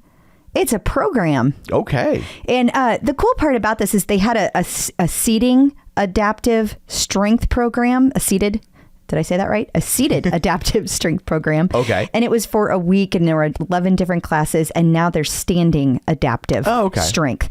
So this was just released. So that is super cool. I love all these adaptive classes.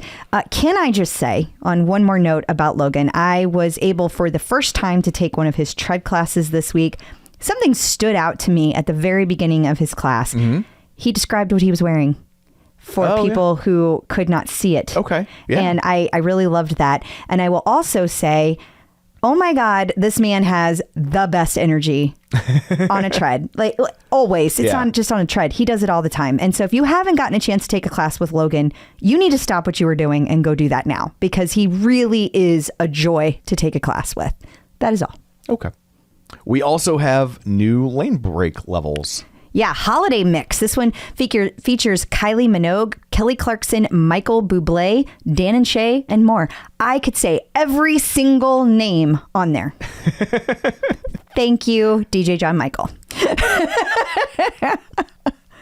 I knew everyone. And I dig that Kylie Minogue Christmas song. I don't know why that's not more of a staple. I agree, because you played it for me a couple years ago. Yeah. I mean, we've listened to it since then. And you were like, check this out. And it's really good. Yeah, like that song should be everywhere. Well, I'm going to lane break to it for what it's worth. Well, enjoy. I will. Peloton birthdays. And finally, we have one birthday this week. It's Marcel Maurer. Well, that is taking place on December 12th. So happy birthday, Marcel. We hope it's a good one. And coming up after this, we're going to talk to Melissa Kaul, who is a singer-songwriter and works on Broadway. Yeah, fascinating and very inspirational. You need to listen. For sure, so stick around. Checking in with the Peloton community. Joining us today via the magic of ZoomTube is Melissa Kaul, but I've been told she goes by Mellie. Yes.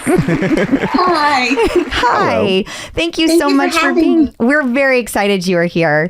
For listeners who may not know, we got to meet you in person when we were in New York a few months ago, and we'll get to how that all came to be. But it was super cool. We always love meeting people from the Peloton community, so it was really fun to get to do that. So.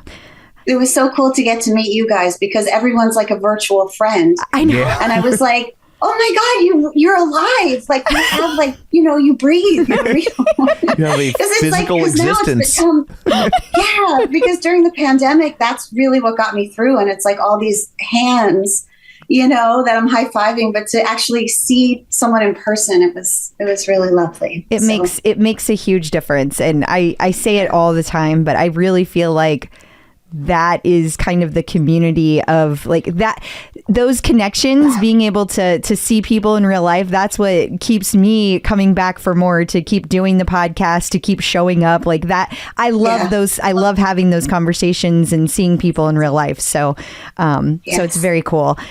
But now, how did you originally find Peloton? Okay, so I actually was one of the people that sort of discovered Peloton during the pandemic. I mean, like I've done spin classes my entire life. Like I used to teach spin. I've gone to every studio there is, but I'm also an avid runner. And I've been dealing the last few years with different injuries. So I've been doing some of Matt Wilper's Strength for Runners, which is really wonderful. I feel like he's met with my physical therapist and they were like, make her do this. But I basically was like trying to run during the pandemic, and I was so injured. I had Achilles tendonitis and I had all these things that were kind of acting up. And normally when that would happen, I would go to a spinning studio or I would go to the gym, and I couldn't do that. And so I had friends that had sworn by Peloton before the pandemic that were trying to get me to go to classes. And I just hadn't been available, but I had been meaning to go. And I was like, well, I can get a bike. And so I was like, I might as well. Like I had never done any of their classes. I had never, I didn't know the style. I didn't know any of the instructors. And I didn't, I was out of work. I had just moved back to New York, and I work in theater, so everything had shut down. Yeah. And I was like, I don't know if I should be spending this money. Yeah, that's a fair question. But I was just going crazy. I needed something. And so I got my bike. And for the first 3 months, I actually didn't buy the membership because I was afraid to be paying the money. I was worried about money, because it was like Broadway was shut down. And I since I had taught classes before, I did the sample classes, and then I would make playlists and I would teach myself. And then it just started getting to a point, I think it was in February of that year. So that'll be 2 years from this coming February. Okay. I took my first, class. And then I was like, wow, I really like this style. I felt like it was safe. It was fun. But I didn't find an instructor I had really connected with. And I was just trying all the different ones until I found Jen Sherman. And then I was I think it was 2 minutes in, I don't even remember what song it was, but she was just so funny and such a great instructor. And I was like, oh, that's it. That's my first. And so, and then and I remember because I had gone through, the last few years have been difficult for me. I went through a divorce from my ex-wife. My father was diagnosed with Parkinson's and dementia. I really wrestled with if I should move back to New York because I was down in Miami with my father. Oh, wow. And I had opportunities that popped up before the pandemic shut everything down. And so I had come back, and then everything, I found myself just isolated and completely alone. And I can say that the day I took Jen Sherman's class, I remember walking around smiling, like I was just happy, and I had been so unhappy going through so much. And she really uplifted my soul. And it was like, okay, this is something special. And so I just kept doing it. And then it's helped me heal, a lot of the injuries I had and made me a stronger athlete. Oh. So that's a very long-winded answer to your question. Wow. What a story. Yeah. It's also a very long-winded podcast, so don't feel bad. Yeah. Yeah. Okay, fit right in. You belong here. I talk. Well, good. That's kind of what we were hoping for. These don't go well when people don't. It's weird. No, sometimes my friends are like, okay, you left like a 5-minute voicemail. Like you can just say, call me. I'm like, well, I just wanted you to know what was going on in my life. They're like, but Mellie, voicemail shouldn't have subplots. Yours had a B story. Like it does. In my head, they do. Like I'm just like, and then this, and then this, and then this. So. That's funny. I was taking a class. I'm pretty sure it was with Marcel Dinkins. Maybe I don't know. I don't want to say the wrong instructor, but I know I was taking a class recently with an instructor, and I know it was Camilla. It was Camilla Ramon, because she just got added to the tread, and she was like, "I will answer the phone, but do not leave me a voicemail. That's rude."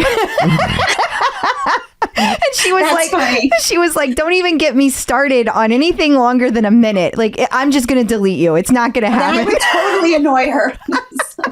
I can't help it. It's just like how I've always been. I just, I was the kid in class, like, okay, stop talking. Well, I also think there's a little bit of change it whenever you go from one generation to another, right? Because like our kids don't use the phone at all. It's everything's texting. Not to talk. Not to talk. Exactly. So it would be weird, So I know Camilla's on the younger end of things, so I think that might be part of the don't leave me a voicemail. Oh. But that makes sense. Yes, totally. Okay, so and you mentioned Broadway, and so how we got to meet you is you were working at on The Music Man. Like you do costume design, correct? I don't do costume design. I work as a dresser. So basically, okay, I'm sorry. Like I'm in the wardrobe department. Okay. So basically, I'm with the kids. So I'm like in charge specifically of the boys, because there's like 8, sometimes 9 kids. Yeah. Depending on if we have like a swing with us. And so there's a woman who dresses the girls, and then I dress the boys. So I'm in charge of their costumes, making sure that they have like everything they need for every scene. And it's been really, really fun.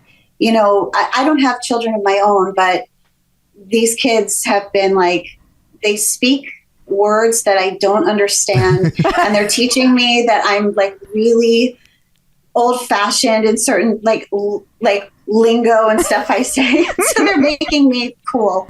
And but we just have a lot of fun. We have a lot of fun together, and the show it's just wonderful people. So it's been an honor.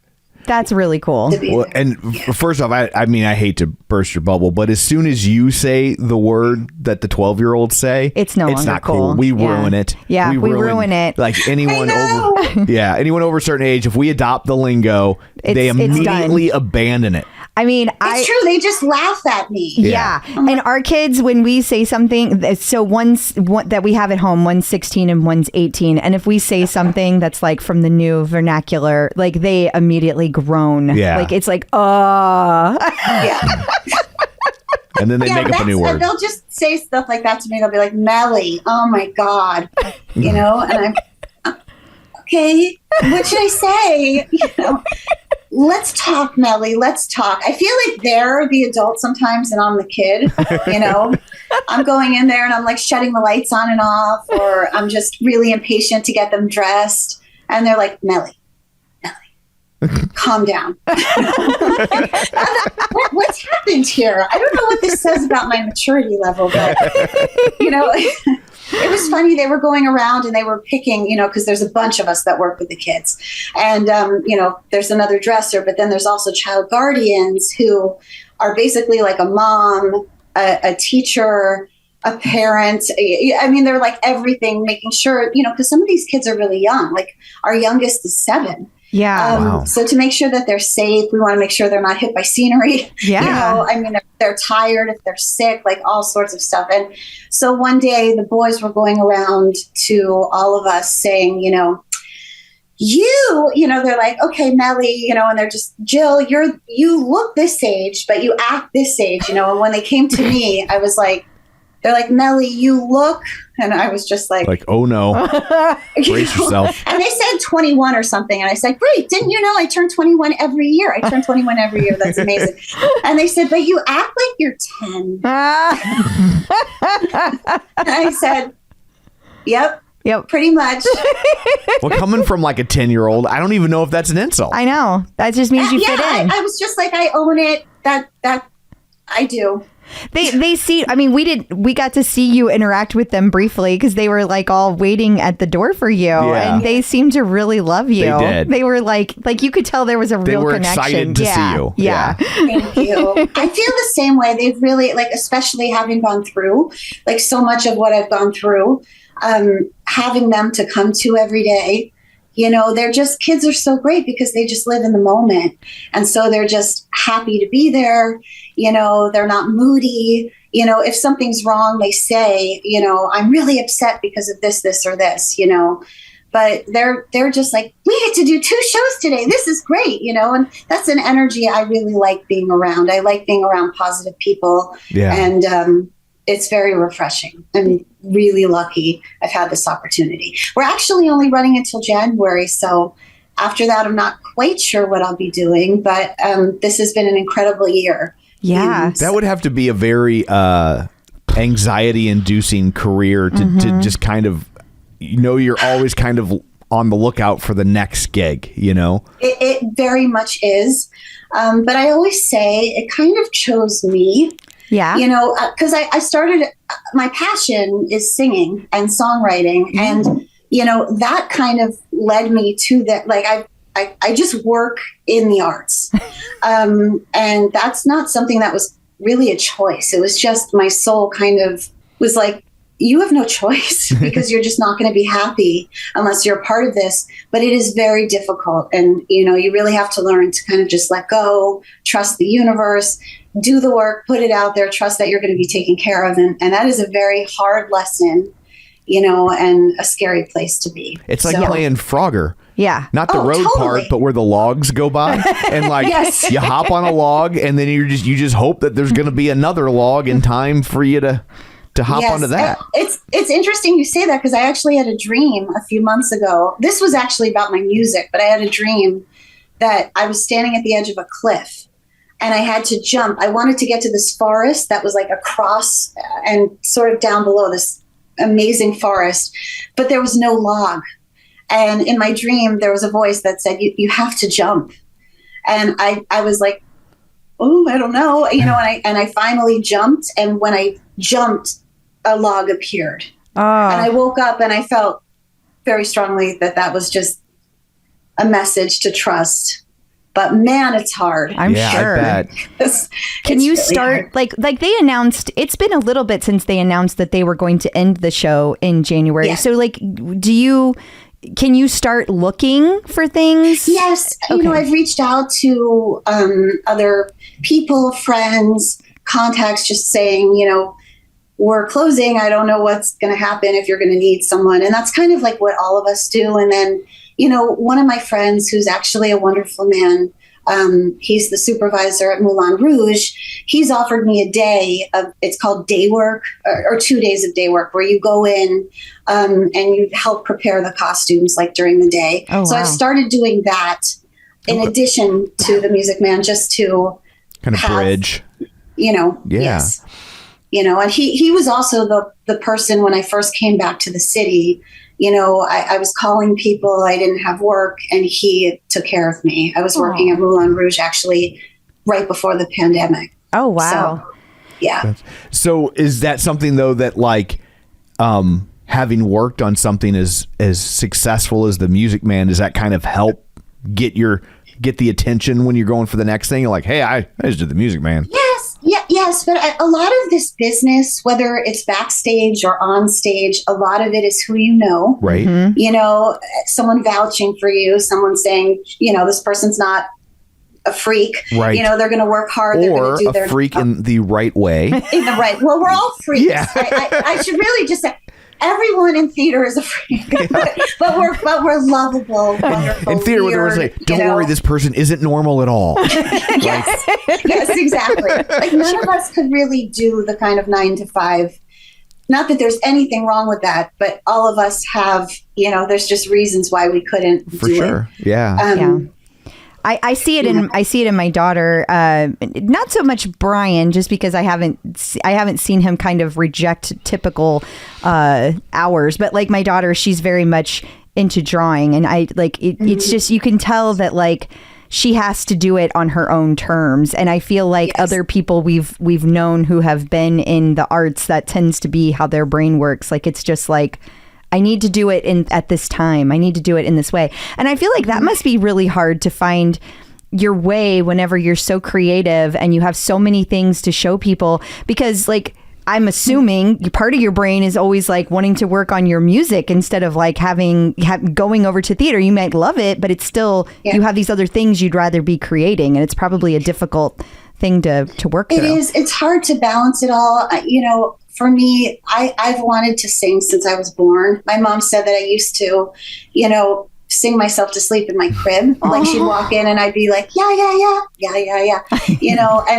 And I vaguely remember that. I remember crying and then realizing I could sing. That is my biggest passion, and it's always been my biggest outlet. And through auditioning, writing music, studying, I sort of was led into theater, into the backstage work, which for me is such a gift because I stay inspired working. So while there are days when I'm working on my music and I have to put my guitar down and go into work. But the great news is that by working on these shows, I'm inspired, so I write music because it inspires me. And I think if I were to work somewhere else, I don't know if I would be able to be as creative. So it like sets the spark. And then I try to learn what I can when I'm at the show from all the incredible people I'm working with, because everyone is so intelligent and has worked so hard, to be on Broadway in any capacity. You really have had to pay your dues. Yeah. And you really Except for have had that to 7-year-old. Seriously. And their attitudes, it's like if they're sick or if they're hurt, I'll go over to them. I say, are you okay? I'll be fine. I just need to rest. Oh, they just handle things. They have this amazing attitude. Yeah. So I try to learn from them and take it and apply it to my own music and use it to inspire me to go pursue my music.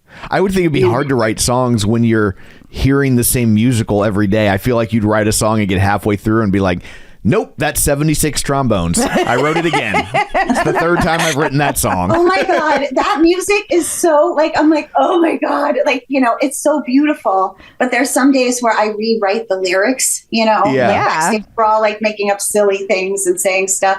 But no, the music that I end up writing, I never know when it's going to come. And it usually comes from something emotional, whether it's happy or sad.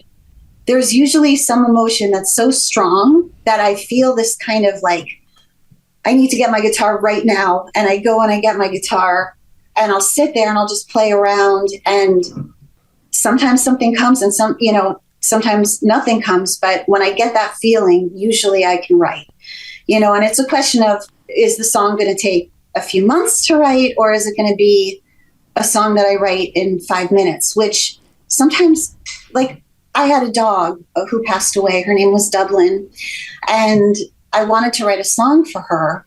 And my friend who's a musician kept saying, write a song for her. It'll help you heal, write a song. And I just couldn't write it. I couldn't connect to it. Months were going by. I kept trying. Nothing was happening. And then one day I had that feeling and I sat down, and within 5 minutes I had written the entire song. So it's like, you just never know kind of how it's going to hit. But I think sometimes with stuff like that, like your brain is working on it in the back. You know what I mean? Like even if you're not, there's a tab open. Yeah.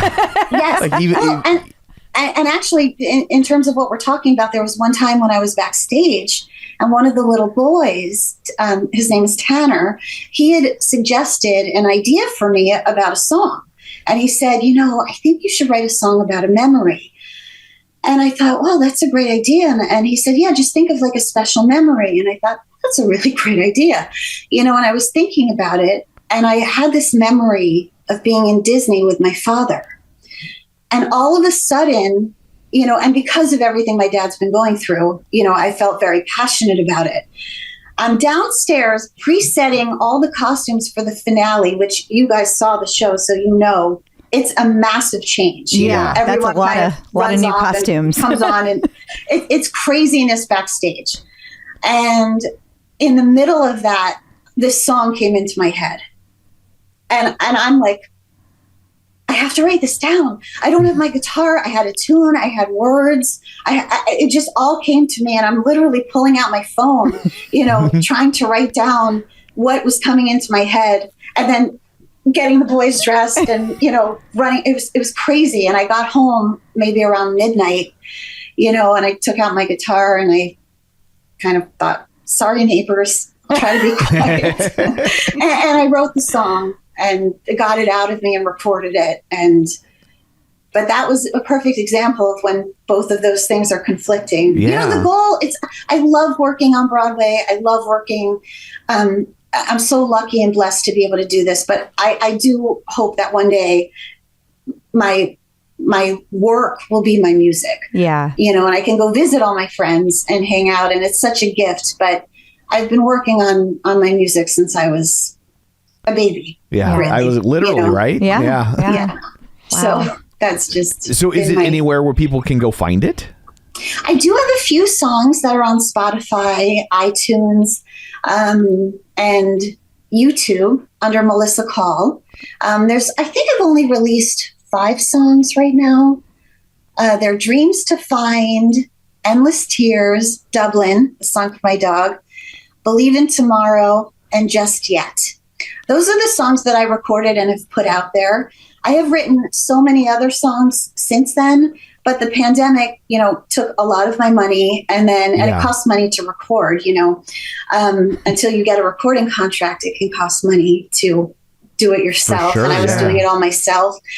So I've written a lot of songs, and now kind of my focus has been trying to perform and get out there. And, I get stage fright, and I also credit Jen Sherman in helping me with dealing with that, because I can honestly say for years, I was too afraid to share my music. Aww. Like really too afraid, just because it's so personal.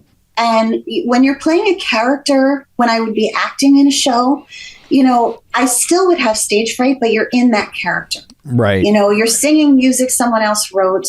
You're playing a totally different role.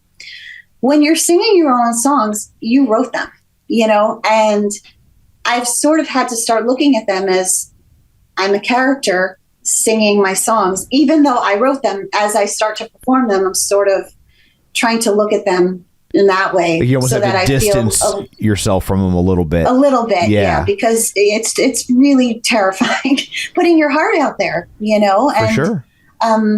But Jen, during the pandemic, I kept listening to her say, telling her story of how she was hired and how she sent that email, and you just never know until you try.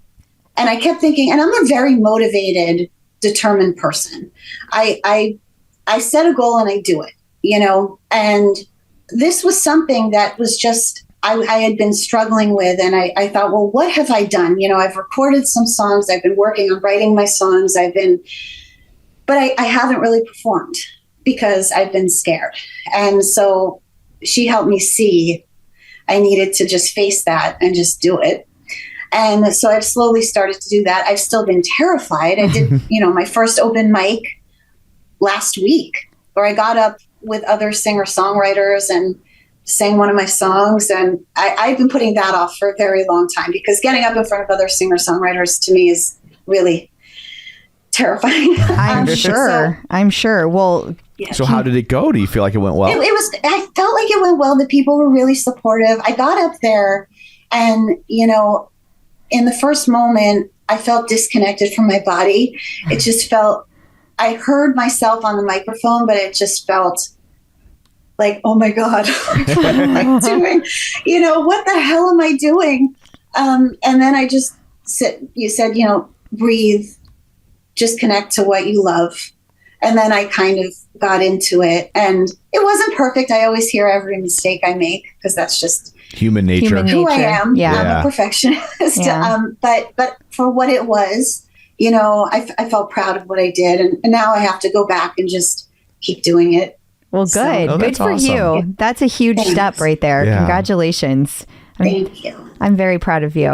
Thank you. That means a lot. We tell the kids all the time, it's like, I know it's different because you're an adult, but it's true for all of us, right? Like the things that you're scared of, you can be brave and scared. It's not one or the other. Yeah. And so that takes a lot of bravery. If you're not scared, it's not bravery, right? Exactly. Right. And then you don't care. And I'm learning it's okay. It means you care. Yeah. And I think that it was just something that I because I'm so shy, naturally, one of my voice teachers always used to talk to me about Barbra Streisand because she has stage fright. And he said, if your passion is greater than your fear, he said, then that's all that matters. Mm-hmm. And he said, and in your case, I really think it is. And my mom used to joke with me when I was a kid because I remember her best friend brought me balloons on my birthday and I was too shy to thank her. I was hiding behind my mom. I was too afraid, to actually look at her friend and say, thank you. And my mom said, why would you pick this? Like, what on earth? Like, you pick this, road where you have to be in the public eye. And it's like I said in the beginning, I just feel like it kind of picked me. It's just the inside of me, what my spirit is trying to do. And I just kind of have to get out of the way and, deal with it. It's the price of entry. It is. Yeah. Right. Yeah. Well, it takes a lot of bravery. So that's really great that you're doing it and that you keep doing it. And that's very, very awesome. Thank you so much. So, go ahead. I'm sorry. Oh, no. I was just saying that means a lot because I'm grateful for all of your support. So what is your leaderboard name? Sparkle Pegasus. That's a hell of a leaderboard name. Well, see, I wanted Sparkle Unicorn, but I think that was taken. And basically, there's no deep meaning behind it, except for the fact that I love sparkles, which you can see with me, and I love unicorns and rainbows and Pegasuses and just anything that has to do with magical stuff. I instantly have a Trapper Keeper in my head. Yes. Oh my God. Lisa Frank. Yeah. Yes. I always looked for those with unicorns or something on them. So, yes. Even the magical dolphins were amazing, right? They would always have the little... The dolphins just in general are one of my favorite animals, actually. I actually tried to be a dolphin trainer years ago. Really? Yes. That was actually something because growing up in Miami, I was always in the water. Yeah. And my mom used to joke I was a mermaid. And I was looking for a job during a summer, and the place that I was looking at the time really helped rescue dolphins and rehabilitate them. And I thought, well, what the heck? Yeah. I love dolphins. I'll try. I didn't make it because you had to be an incredible swimmer, which I've been swimming my entire life, but it wasn't even about that. It was about being able to hold your breath for a very long time, because the people who would work with the dolphins would also work with the orcas, who could dive very deep. I just thought you because of the smell. Yeah, it did smell. It did smell. But they were so beautiful. I didn't care. But I couldn't hold my breath. I was so proud. I did the best of all the girls, but I couldn't.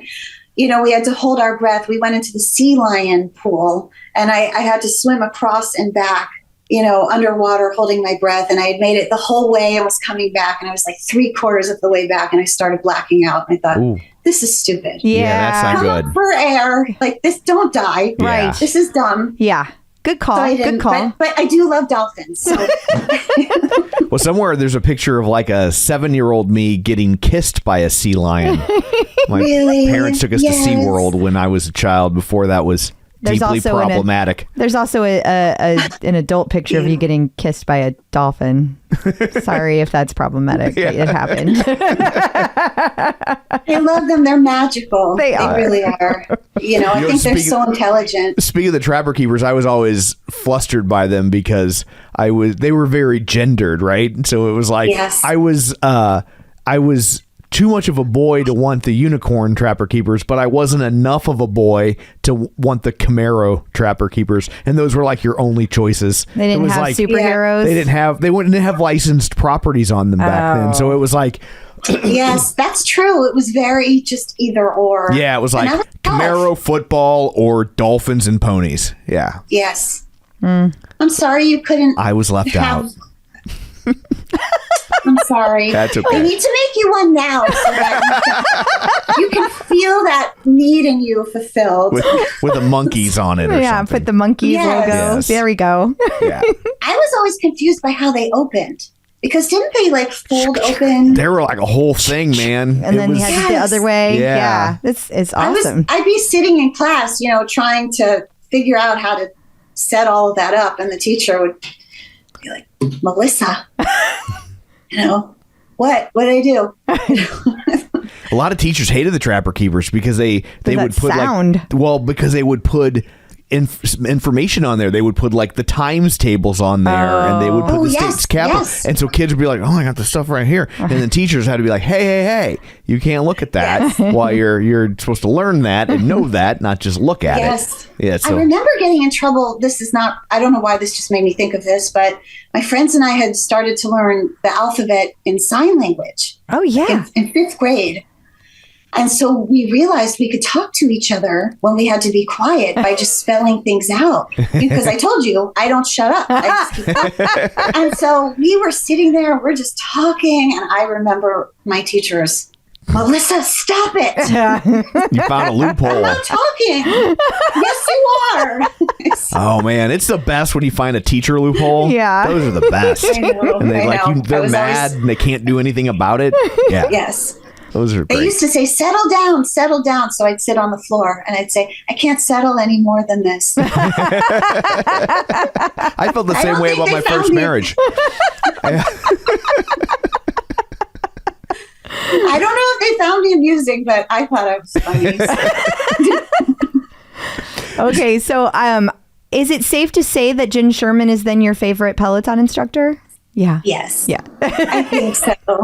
I finally got to meet her a few weeks ago. I finally got into a class, and it was wonderful to just get to see her in person, because a person that had made such a difference in my life over the last few years, I wanted to see her and meet her. So that was lovely. Did you get to tell her? Did you get to tell her that she helped you I was overcome? kind of an idiot. I see, when there are people that have really had a massive influence on me, I just act kind of like an idiot. So I think I just stood there and she said, "What is your name?" You're like, I was hoping you'd tell me. I got nothing. Melissa, but I go by Mellie. And she was looking at my necklace because I have Mellie. And she's like, "Oh, yes, I see that." And then she said, "Oh, I know that necklace," because she has one similar, which of course a bunch of us were inspired by her necklace. And because I love rainbows and colorful things, this necklace was something I had to have. And so then we talked a little about that. And then I just said, you've really helped inspire me to help perform again. And she just said, good for you, just do it. Like, good for you. That's amazing. So I at least got to tell her that. But yes, there's a few other people I really want to meet.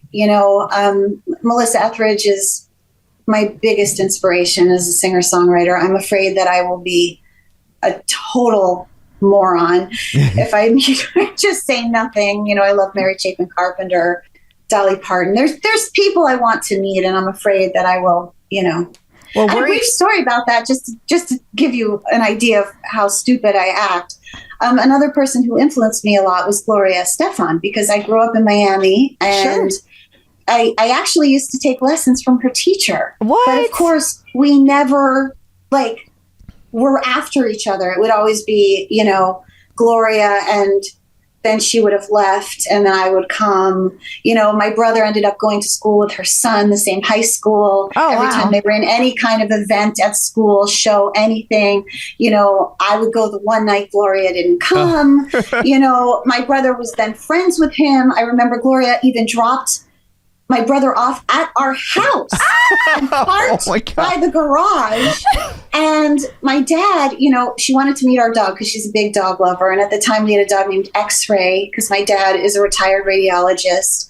And she was a Beagle mix, this beautiful little dog.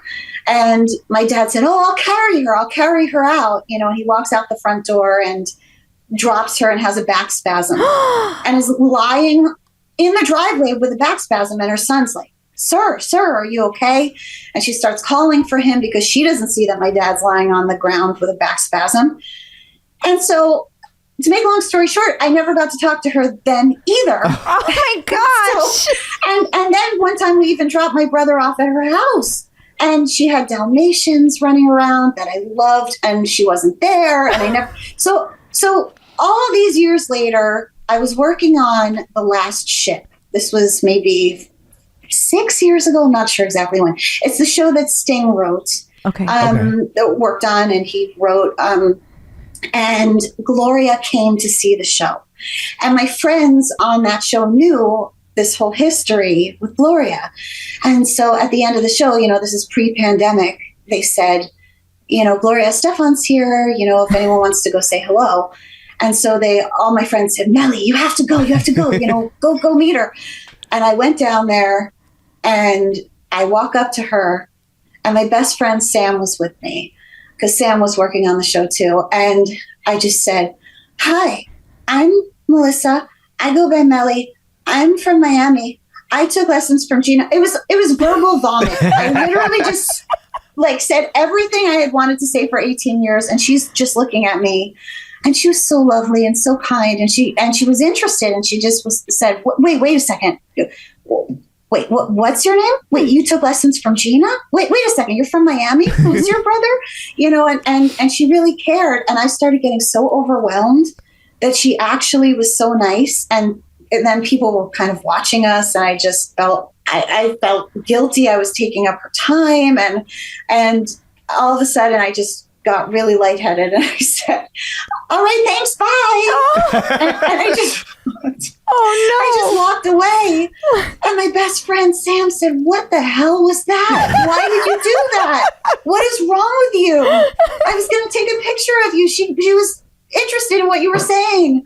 So that's how I get. I with other people, I'm fine. But if someone has had a massive influence on me, I just get very emotional. Yeah. And so it's hard for me to articulate that in that moment.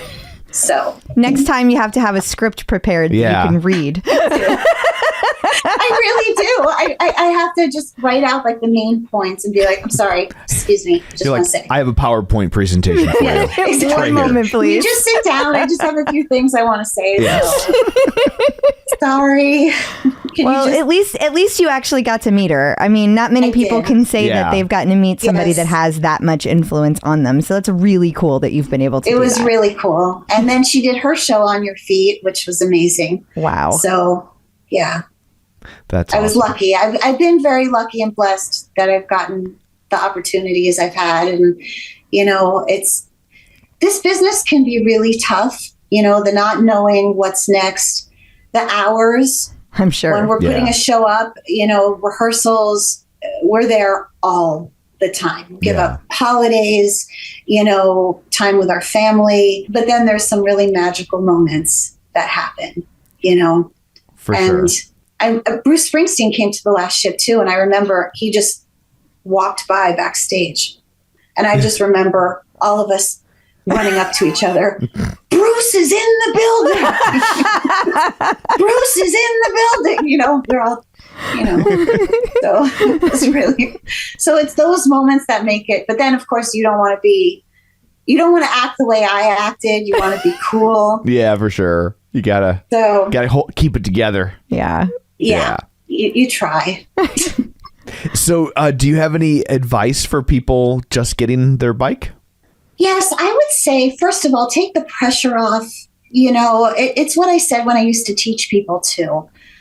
This should be fun. This should be something that brings you joy. So take the time, try every instructor. If you don't really connect with someone, or if you're, feeling you're making yourself do it, that's okay. Like, that might not be your person. That's okay. There is someone for you. There's so many wonderful instructors. A lot of it for me has to do with the music. So I would say really try to find instructors that play music you like. And if you don't feel like doing it, give yourself the shortest class possible. Anything you do is better than nothing. If you feel overwhelmed, if you start to panic, if you feel tired, turn the resistance way down. No one's judging you. Yeah. It's just to make you feel good.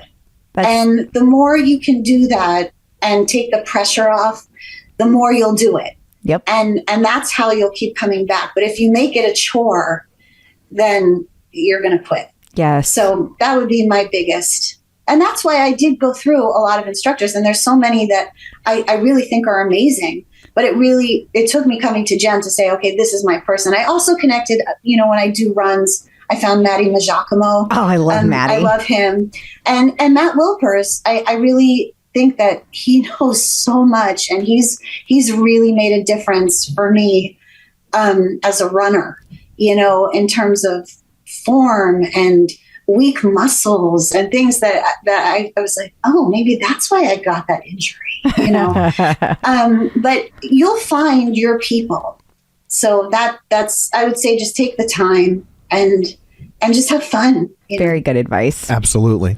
Well, thank you so much for taking time out of your day to join us. Before we let you go, let everybody know where they can find you and all your things. Yes. Oh, yes. Okay. So on Instagram, I am Mellie the Unicorn. I worked on School of Rock, and the kids on School of Rock stole my phone and set that up for me. So I am Mellie the Unicorn. And then on now working on the Music Man, the kids told me I had to be on TikTok. So I do share a lot of music on TikTok. I'm Mellie Tinkerbell. And Facebook, I am Melissa Kaul, but it's Melissa then with parentheses Mellie. Mellie is Mellie. Okay. Kaul is Kaul. Melissa Melissa. And to find my music again on Spotify and all of that, it's under Melissa Kaul. Awesome. And I think I listed the songs. Yes, you did. Wonderful. Yes. Well, thank you so much. Yes, thank you so much. This has been a lot of fun. It has. This has been a lot of fun, and thanks for letting me just talk and talk. Oh, we love it. That's what we're here for. Yeah, that's why we do it.